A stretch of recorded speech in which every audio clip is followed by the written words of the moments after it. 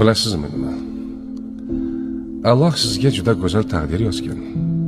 Xotirjam bo'ling, sabr qiling, doim shukurda bo'ling. Allohga ishoning va unga tavakkal qiling.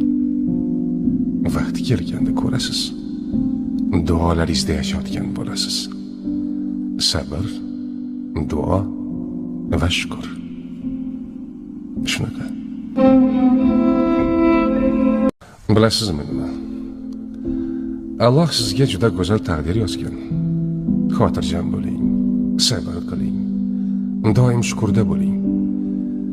Allohga ishoning va unga tavakkal qiling. Vaqti kelganda ko'rasiz, duolaringizda yashayotgan bo'lasiz. Sabr, duo va shukr. Shunaqa. Bilasizmi nima?